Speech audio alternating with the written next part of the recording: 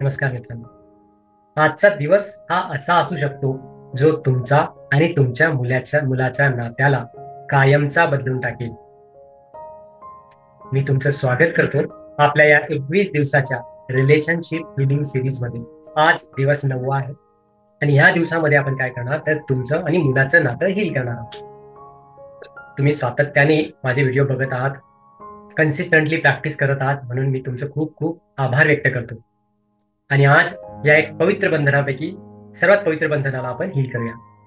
तुम्हाला माहिती आहे की UC डेव्हिस मेडिकल सेंटर यांच्या संशोधनामध्ये असं आढळलं की जे लोक असे हिलिंग सत्र अटेंड करतात त्यामुळे त्यांचे आई वडील आणि मुलांच्या नात्यांमध्ये नाटकीय प्रमाणे मॅजिकली हील होऊन रिझल्ट भेटतो. जसं की सकारात्मक संवाद आणि बदल जो घडतो तो 85% सुधारणा त्या नात्यांमध्ये दिसते.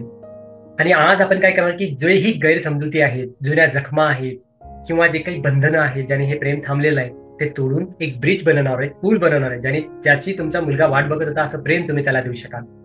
आणि तुम्ही शेवटी एकदम लाईट फील करू शकाल. तुमच्या मुलासोबत प्रेमाचा नवीन अध्याय सुरू करू शकाल. एक घट्ट नातं बनवू शकाल.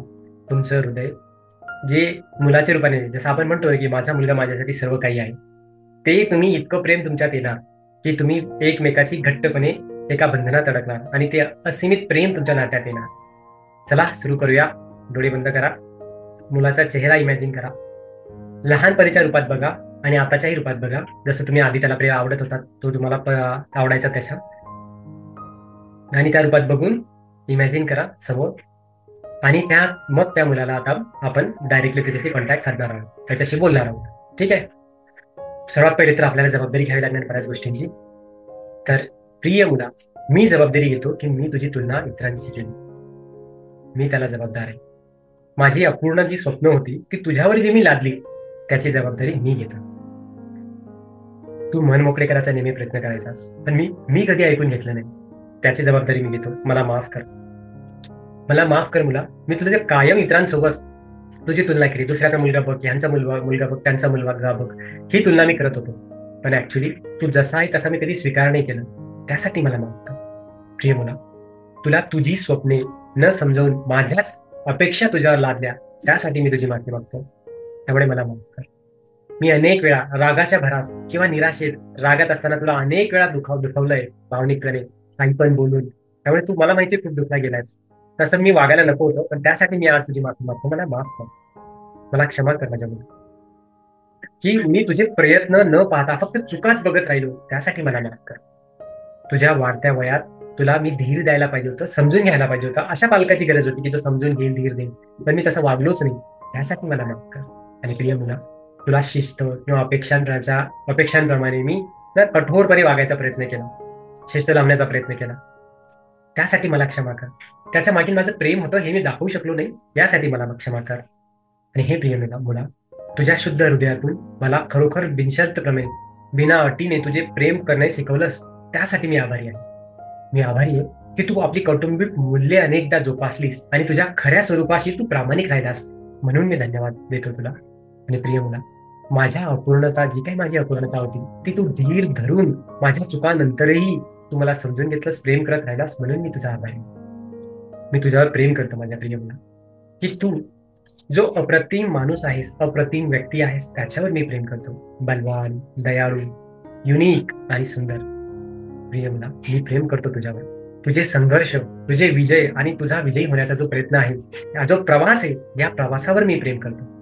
प्रिय मुला, मी तुझ्यावर शब्दांहून पलीकडे, अपेक्षांहून पलीकडे आणि अटींहून पलीकडे प्रेम करतो.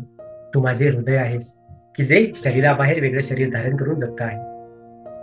मी ईश्वराजवळ ही प्रार्थना करतो की आपले हे नाते हे नाते मी ईश्वराला समर्पित करतो. ज्या दिवशी मी तुला पहिल्यांदा हातात घेतलं होतं त्या दिवसापासून आजच्या क्षणापर्यंत प्रत्येक आठवणींना मी आज उजाळा देतो आणि प्रकाशाने, देवाच्या आशीर्वादाने तिला शुद्ध करतो, पवित्र करतो. ज्या काही गैरसमजुती होत्या ज्ञानात, जे काही आंतरिक, जे काही जुने पॅटर्न्स होते माझ्यामध्ये, आज मी ते बदलतो.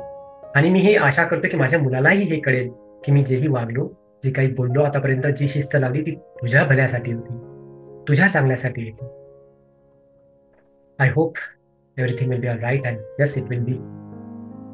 आता आपण करूया EFT टॅपिंग. तर ह्यासाठी तुम्हाला फक्त मला फॉलो करायचं आहे आणि मी जसा करेल त्या पद्धतीने टॅपिंग करायचं आणि जे जे मी म्हणेल ते तुम्ही रिपीट करायचं. ठीक आहे, सुरू करूया. सर्वात आधी याला कराटेचा पॉईंट म्हणतात. यावर तुम्ही टॅप करायचं आहे आणि हे टॅपिंग करत असताना जे जे मी बोलेल ते तुम्ही म्हणू शकता. डोळे बंद करा, उघडे ठेवा, ॲज युअर विश. टॅप करा आणि माझ्यासोबत म्हणा. जरी माझ्या मुलाशी असलेल्या माझ्या नात्याबद्दल मला अपराधी भावना वाटतील की यार आपण काहीतरी चुकीचं केलं कधी, आणि अनेक वेळा चुका जरी केल्या असतील तरीही मी स्वतःलाही तसा स्वीकार करते आणि स्वतःला माफ करते. माझ्या मुलाला पण मी माफ करते. आमच्या दोघींमध्ये जो काही दुरावा, गैरसमज आहे, तरी सुद्धा मी स्वतःला आहे तसा स्वीकार करते, स्वतःवर प्रेम करते आणि माझ्या मुलाला आणि स्वतःला माफ करते. मी परफेक्ट पालक नसल्याची मला खंत आहे किंवा काळजी वाटत जरी असली तरीही जी काही काळजी आहे, चिंता आहे, ते आज मी सोडतो आणि माझ्या हृदय प्रेमासाठी उघडतो. स्वतःला स्वीकार करतो, माझ्या मुलालाही आहे तसा स्वीकार करतो आणि या सर्व चिंता रिलीज करतो.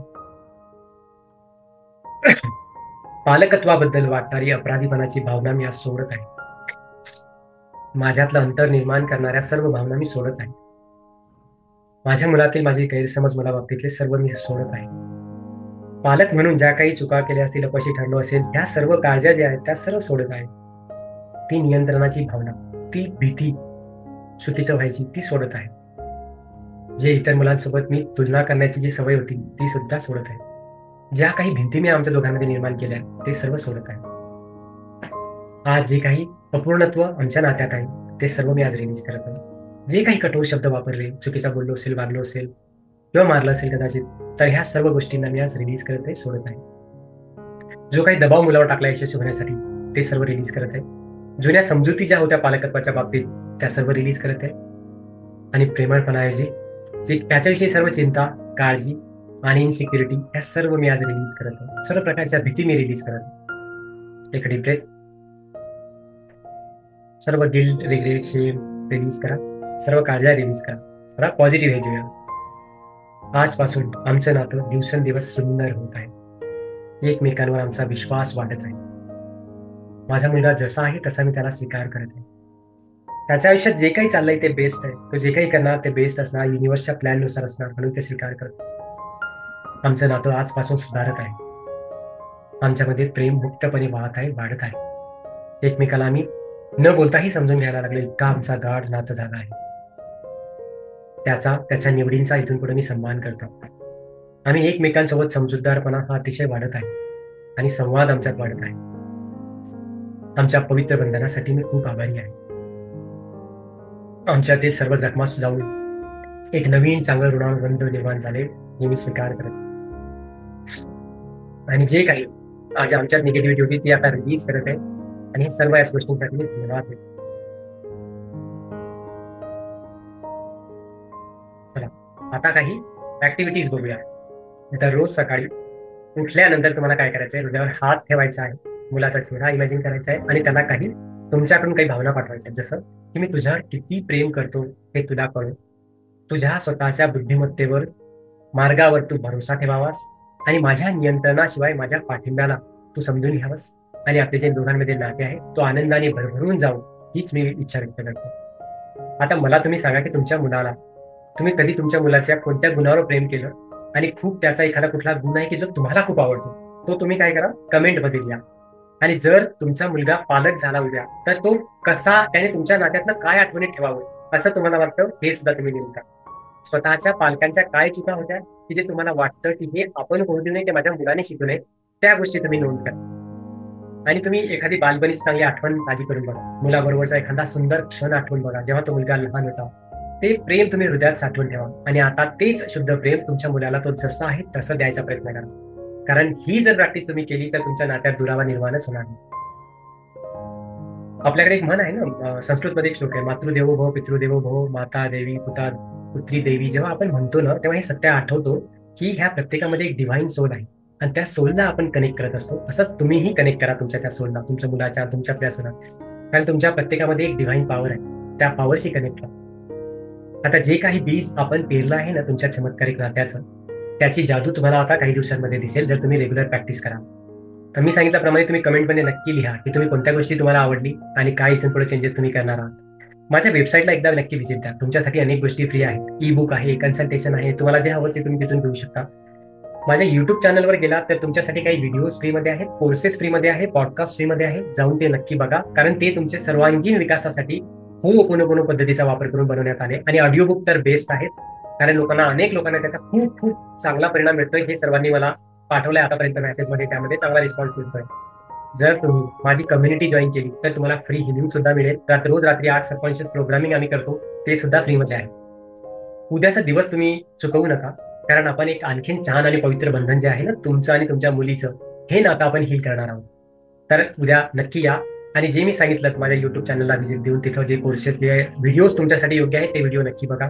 वेबसाईटला जाऊन ईबुक डाउनलोड करा. तिथं इमोशनल क्लॅरिटी नावाचं बुक आहे, जे तुम्हाला मदत करेल की आपले इमोशन्स कसे बनतात, काय येतात, त्याचे काय पॅटर्न असतात, बिलीफ कसे बनतात, हे सर्व तुम्हाला ते बुक शिकवेल.